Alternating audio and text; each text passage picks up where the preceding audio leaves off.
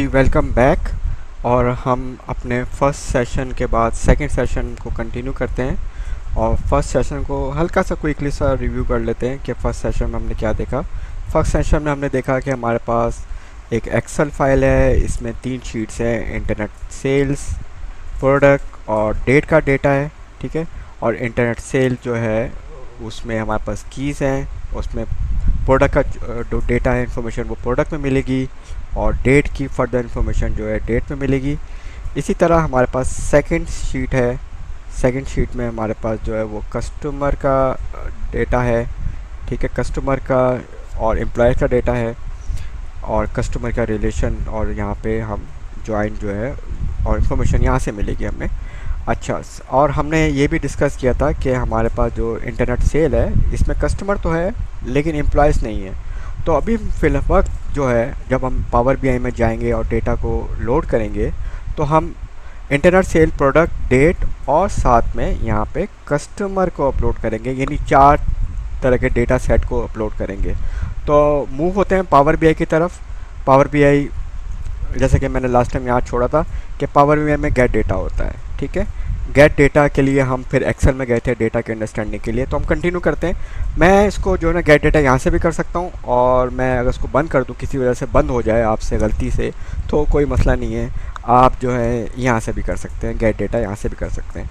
Gate data में पहला ही option Excel का आ रहा है। ठीक है, थोड़ा पावर बीआई को पहले एक सेकंड के लिए या 1 मिनट के लिए समझ लेते हैं। वो ये कि यहाँ पे मेन्यूज़ हैं। ठीक है, अपने काम को सेव करना हो तो यहाँ से सेव कर सकते हैं। ठीक, इम्पॉर्टेंट चीज़ है, सबसे ज़्यादा इम्पॉर्टेंट। अगर इंसर्ट का है, मॉडलिंग का है, ये सारी चीज़ हम ऐसा साथ देखेंगे। व्यूज़ है, ठीक, तो इसलिए तो आपको ज़्यादा अभी परेशान होने की ज़रूरत नहीं है। और ये है रिबन्स, एंड अब होम के अलग रिबन है, इंसर्ट के लिए रिबन चेंज हो जाती है, व्यूज़ में ये रिबन चेंज हो जाएगी, तो होम पे भी खड़ा होना है। अच्छा, यहाँ पे जो है डेटा विजुलाइजेशन कंपोनेंट्स हैं कि हम अगर स्लाइसर बनाना चाह रहे हैं, फ़िल्टर डालना चाह रहे हैं, टेबल फॉर्म में दिखाना चाह रहे हैं, ग्राफ फॉर्म में दिखाना चाह रहे हैं, तो ये आ जाएगा। और सबसे इम्पॉर्टेंट जो फर्स्ट स्टेप है वो ये है कि डेटा क्या क्या इसके साथ, किस तरह का डेटा सेट इसके साथ अवेलेबल है। तो अभी नहीं है, you haven't load any data yet, gate data, या तो यहाँ क्लिक कर लें या फिर यहाँ क्लिक कर लें। चले मैं यहाँ क्लिक करता हूँ। ठीक है, और मेरे पास उस जगह पे मैं पहुँच गया जहाँ पे मेरे पास फाइल्स हैं। अच्छा, आइडियली मैं ये कहूँगा कि आप जो हैं जब पावर बीआई से डेटा कनेक्ट करें तो फाइल जो है ना एक्सेल फाइल को क्लोज़ रखें। ठीक है, जैसे मैं क्लोज़ करने जा रहा हूँ, इसको सेव नहीं कर रहा, मुझे कोई ज़रूरत नहीं है और मैंने कोई चेंजेस की भी नहीं है इसमें, तो मुझे सेव करने की ज़रूरत भी नहीं है। आइडियली क्लोज़ रखें। ठीक है। अच्छा, उसकी वजह है कि सम टाइम फ़ाइल लॉक हो जाती है और फिर जो है ना वो लॉकिंग की वजह से फ़ाइल करप्ट भी हो सकती है, और फाइल जो है ना वो कभी कभार ऐसा होता है कि वो इशू कर देती है, क्रिएट कर देती है। लेकिन ये कि बहरहाल आइडियली कह रहा हूँ, अगर आपको नहीं भूल गए हैं तो कोई ऐसा इशू नहीं है। पहले मैं फैक्ट इंटरनेट सेल को अपलोड कर देता हूँ, जो कि मैंने आपको बताया था। फैक्ट इंटरनेट सेल्स में हमारे पास जो है वो 3 तरह के डेटा हैं। इंटरनेट सेल का डेटा, ये उसकी व्यू दिखा रहा है कि इतने कॉलम से, सैम्पल व्यू है। ठीक, लिमिटेड टू रो साइज़, यानी 60,000 रोज़ नज़र नहीं आएंगे इसमें, लिमिटेड रोज़ नज़र आएंगे। ठीक है, इसीलिए हम इसको एक्सेल में प्रोफाइल ज़्यादा कर रहे थे। यहाँ पे भी कुछ लोग कर लेते हैं, लेकिन ये कि बहरहाल बेहतर है कि एक्स को एक अच्छे टूल में किया जाए जो कि एक्सेल है। दूसरा, मुझे डेट का डेटा चाहिए और प्रोडक्ट का डेटा चाहिए। ये तीनों मैंने सेलेक्ट कर ली क्योंकि मुझे ये तीनों फाइल चाहिए। अच्छा, ये फाइल नंबर 1 है। ठीक, और मैं लोड कर देता हूँ, उसको लोड पे क्लिक कर देता हूँ। जब मैंने लोड पे क्लिक किया तो ये इसके पीछे प्रोसेसिंग कर रहा है, जो कि प्रोसेस कंप्लीट हो जाएगा तो आपको जो है ये बताएगा। अच्छा, यहाँ पे आप देख रहे हैं लोडिंग कर रहा है और यहाँ पे कुछ वर्किंग स्टार्ट हो गई है, डेटा के अंदर कुछ वर्किंग स्टार्ट हो चुकी है। ठीक है, तो होने दें, इसको स्टार्ट होने दें। ये 2 3 5 6036, यानी इतने रिकॉर्ड्स थे हमारे पास, 60,399, वो उसने अपलोड कर लिए हैं। तो all record has been uploaded. अच्छा, मेरे पास एक और फाइल थी, अब मुझे उसको भी अपलोड करना है। एग्जाम्पल में फ़ाइल को 2 हिस्सों में तोड़ने का मकसद भी यही था कि आपको पता चल जाए कि अगर फ़ाइलें आपको मल्टीपल फाइलें आ रही हैं तो आपको ऐसे अपलोड करना है डेटा, या गेट डेटा करके आप ऐसे कर सकते हैं। कस्टमर की फ़ाइल सेलेक्ट की। ठीक, अब ये आपको बता रहा है कि आपके पास कस्टमर है, एम्प्लॉयज़ है। मैंने पहले कहा था कि मैं एम्प्लॉय का डेटा अभी अपलोड नहीं करूँगा। इसमें इस एक्सेल फाइल में से मैं कस्टमर की शीट का डेटा अपलोड करूँगा। ये मुझे सैम्पल डेटा बता रहा है यहाँ पे, और मैं चाहूँगा उसको लोड कर दे तो लोड हो जाएगा। तो ये बड़ा बेसिक सा स्टेप है, लेकिन फर्स्ट स्टेप है पावर बीआई का basic and first most step, कि आपको डेटा से अपना डेटा कनेक्ट करना है। जब आपका डेटा डेटाबेस से या एक्सेल से या सीएसवी फाइल से किसी भी सोर्स से कनेक्ट हो जाएगा तो आपको यहाँ पे ये डेटा नज़र आना शुरू हो जाएगा। और अगर इसको आप क्लिक करेंगे तो ये डेटा कॉलम्स बताना शुरू करेगा। ठीक है, इसको क्लिक करेंगे तो ये डेटा कॉलम बताएगा कि ये डेटा इस तरह का है। अच्छा, अब इसको भी अंडरस्टैंड करते हैं वन बाय वन करके कि ये क्या है क्या नहीं है। और जो है ये डेटा को अगर देखना हो तो आप यहाँ से भी डेटा को देख सकते हैं। ये जो था डेटा मैं यहाँ पे देख रहा हूँ, मैं चाह रहा हूँ डेट में क्या डेटा है ये भी मैं यहाँ से देख सकता हूँ। इंटरनेट फ्रॉम सेल में क्या है ये भी मैं यहाँ से देख सकता हूँ। तो जिस तरह मैं यहाँ पे चेंज करूँगा मैं यहाँ पे देख लूँगा। ठीक है, मैं आपको रिकमेंड करूँगा कि जब आप डेटा अपलोड कर लें तो सबसे आपका अगला स्टेप आपका ये होना चाहिए कि आप फाइल को सेव कर लें। ठीक है, जैसे कि मैं सेव कर लेता हूँ उसको। ठीक है, मैं इसको ट्रेनिंग सेशन 1 के नाम से ही इसको सेव कर लेता हूँ। ठीक, और ये मेरा क्योंकि सेशन 1 वैसे तो सेशन 2 है, लेकिन ये कि सेशन 1 के कंटिन्यूशन है तो इसको मैं इसी नाम से सेव कर लिया। अच्छा, ये मैंने फाइल सेव। इससे फ़ायदा ये होता है अगर कल को ये पावर बीआई बंद हो जाए तो आई कैन मुझे डेटा मेरा लॉस नहीं होगा। तो मैं पावर बीआई डेस्कटॉप पे जाऊंगा। मैंने शॉर्टकट का नाम इसका मई 2023 रखा है क्योंकि मेरे पास ये लेटेस्ट पावर बीआई का वर्जन है, तो उसी पे मैं आपको ट्रेनिंग दे रहा हूँ। तो ये लोड होने दें,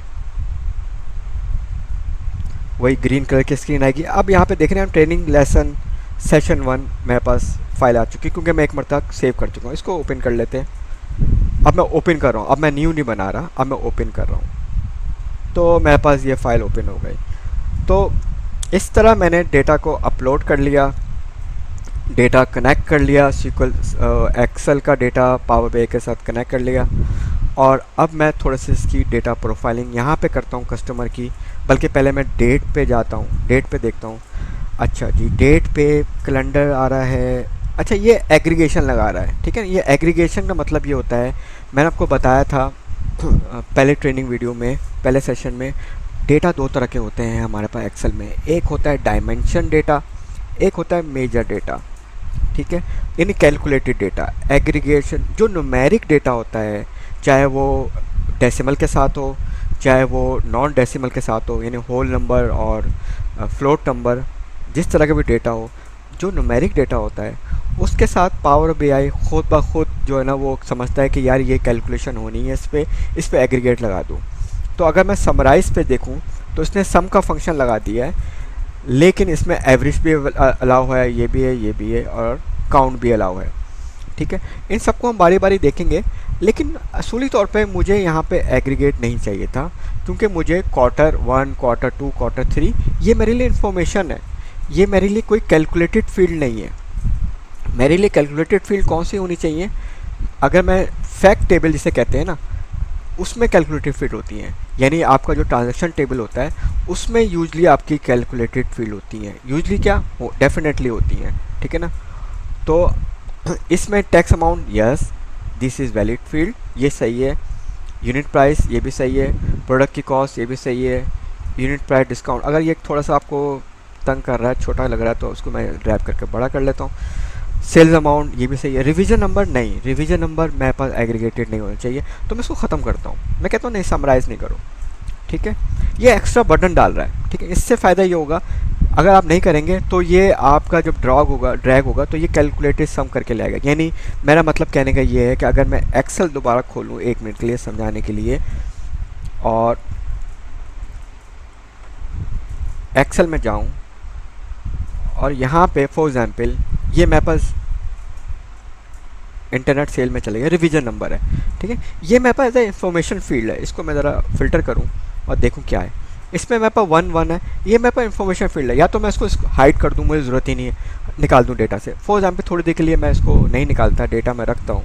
ठीक है ना, तो इस पर मुझे जो है वो एग्रीगेशन सम इसने भी कर दिया। मुझे नहीं चाहिए भाई, मुझे तो ये इन्फॉर्मेशन है, मुझे नहीं चाहिए, मुझे काम की नहीं है, मुझे इसमें कोई सम नहीं करना, ठीक है ना। अब एक्सेल में तो आप ये नहीं कर सकते, या कर सकते हैं, डेफिनेटली कर सकते हैं, मैं तब ऐसे कह रहा हूँ, आप यहाँ से चाहें तो हटा दें सम, यहाँ से चाहें तो हटा दें, ठीक है ना, ये उसमें चला गया। तो इसी तरह जब एक्सेल में आपने किया है तो आप जो है यहाँ पे भी इसको ख़त्म करें और यहाँ पे इसको डू नॉट समराइज में आ जाएं और क्लिक कर दें, ठीक है।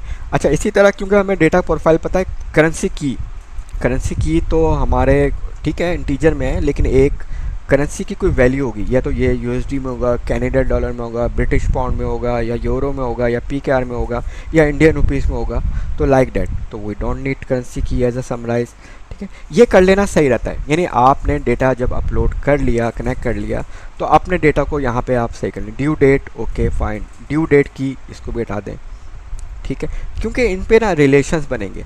तो इसका एक फ़ायदा ये भी होगा, रिलेशन मैं आपको समझाऊंगा नेक्स्ट वीडियो में, लेकिन अभी समझाने के लिए तो एक्सटेंडेड अमाउंट की रहने देते हैं, ऑर्डर डेट की इसको ख़त्म कर देते हैं, ठीक है, ये इंपॉर्टेंट है। ऑर्डर डेट की बेसिकली मेरी ऑर्डर डेट की जो है ये की, और इसका मैं ज्वाइन लगाऊंगा, ताकि ज्वाइन से फ़ायदा ये होगा, जैसे मैं सर्च कर रहा था ना, ढूंढ रहा था कि अगर मैं मेरे डेटा में ये आ रहा है, ये वैल्यू आ रही है, ज्वाइन का आपको समझा देता हूँ मैं, यहाँ पे थोड़ा सा बता देता हूँ। जैसे मेरे डेटा में ये वैल्यू आ रही है, ठीक है, तो मैं डेट में जाके इसको मैं फ़िल्टर भी कर लेता हूँ। फ़िल्टर करने का फ़ायदा ये कि वो ज्वाइन की तरह ही काम करता है, ये लगता है। ओए आई एम सॉरी, ये एक्सेल में ये होता है कि एक मरतबा आप जब ये काम करें ना, तो वैल्यू कॉपी करें, या तो यहाँ से कॉपी करें तो उड़ जाती है, या फिर आप जो है उसको यहाँ से काम करें, और ये एक तरह से फ़िल्टर हो गया, ये रिलेशन बना दिया मैंने, एक टेम्परेरी रिलेशन। इससे आपको पता चल रहा है कि एक्सेल में जो है इस वैल्यू के अगेंस्ट आपको डेट में क्या क्या इन्फॉर्मेशन मिलेगी, क्योंकि मुझे हो सकता है कि Q1 चाहिए, अब Q1 तो यहाँ पे नहीं है, Q1 तो मुझे यहाँ पे मिलेगा, तो रिलेशन बनाना पड़ेगा, ज्वाइन लगाना पड़ेगा, तो ये ज्वाइन का कॉन्सेप्ट है। तो इसको भी हम आगे देखेंगे, नेक्स्ट वीडियो में देखेंगे कि ज्वाइन कैसे बनेगा, बट यहाँ पे मकसद ये है कि इस तरह की जो कीज़ हैं उनको हम पहले सही कर लेते हैं। स्टैंडर्ड कॉस्ट सही है, प्रमोशन की ये नहीं चाहिए, ठीक है, सेल्स ऑर्डर लाइन नंबर ये भी नहीं चाहिए, क्योंकि इसको सम नहीं करना है, डू नॉट समराइज चाहिए मतलब, लेकिन ये समराइज़ नहीं चाहिए मुझे। सेल्स टेरिटरी की ये भी नहीं, इसको भी अनसमराइज़ कर देते हैं, ठीक है। आई थिंक के और कोई चीज़ अगर रह गई हो तो वो हम बाद में भी सही कर सकते हैं। अच्छा, इसके बाद इसको हम जो है ना वो सेव कर लेते हैं, यहाँ काम करने के बाद ये सेव करेगा, ठीक है। तो ये हमारा जो है ये सेकंड ट्यूटोरियल था, जिसमें हमने देखा कि हमने डेटा कैसे गेट किया, डेटा की वैल्यूज़ को हम सही कर रहे थे, और इसको भी सही कर लेते हैं साथ साथ, ठीक है। काउंट कर लें, हाउस होल्ड ट्रैक कर लें, ठीक है। ये टक के बाद इसलिए आ रही है कि अभी लोडिंग में चल रहा होता है, और मैं जो हूँ ना वो बीच में किसी और फील्ड पे क्लिक कर देता हूँ, ठीक। नंबर ऑफ़ कार्स ओन, ये हो सकता है, नंबर ऑफ़ ये एग्रीगेशन हो सकती है, ये हो सकती है, ये हो सकती है, ये वैल्यूज़ इंफॉर्मेशन जो हो सकती है। तो कस्टमर को सही कर लिया हमने। डेट को हम देख रहे थे, डेट में हम जो है ना इसको, इसमें मल्टीपल सिलेक्शन अनफॉर्चुनेटली जो है मैं सिलेक्ट कर रहा हूँ, तो यहाँ पे रिपोर्ट बनती आ रही है, ठीक है। तो मुझे अभी रिपोर्ट नहीं आ रही, मैं इसको डिलीट कर रहा हूँ, डिलीट की कीबोर्ड से प्रेस कर रहा हूँ, तो इसलिए क्योंकि पहले मैं चाह रहा हूँ ये सही हो जाए। डू नॉट समराइज़ कर लिया, मैं बिल्कुल आपको स्टेप बाय स्टेप चला रहा हूँ, कोई वीडियो स्किप नहीं कर रहा, और जो है ना वो कोई चीज़ जो रियल टाइम करते हैं ना उसी तरह उसको चलेगी। और डेट्स में मैंने कहा मैं कोई एडिटिंग या वॉइस ओवर नहीं करूँगा, इसमें जो रियल सिनेरियो हैं उसके मुताबिक हम काम करेंगे, ठीक है। जो इम्पोर्टेंट चीज़ें हैं वो कर लेते हैं, डे नंबर ऑफ मंथ, और do not summarise, day number of week, month number of year, full alternate, physical year, order, और एयर की कोई और फील्ड है, yes, day number of year, क्योंकि हमें एयर पे काफ़ी काम करना होता है। कैलेंडर ईयर वैसे हमने कर दिया है, और कैलेंडर ईयर के बाद हम फिजिकल क्वार्टर ईयर, इसमें अनफॉर्चुनेटली मल्टीपल सिलेक्शन अभी तक नहीं दी माइक्रोसॉफ्ट ने, वरना मल्टीपल सेलेक्ट करके इसको अनफिल्टर कर देते, ठीक है। फिजिकल ईयर, तो ये हमारे पास जो है अब हमारे पास कुछ डेटा की शेप बन जाएगी। प्रोडक्ट को भी देख लेते हैं, प्रोडक्ट क्लियर है, ठीक है। इंटरनेट सेल में ऑलमोस्ट हमारे पास वही कॉलम्स है, कैलकुलेटेड कॉलम, जिनमें हमें कैलकुलेशन देखनी है, जिनको हमने करना है। ये मैं सब आपको अगली वीडियो में डिटेल में बताता हूँ, ठीक है। तो इस वीडियो को मैं यहाँ पे स्टॉप करता हूँ, नेक्स्ट वीडियो में मिलते हैं। थैंक यू वेरी मच, अल्लाह हाफिज़।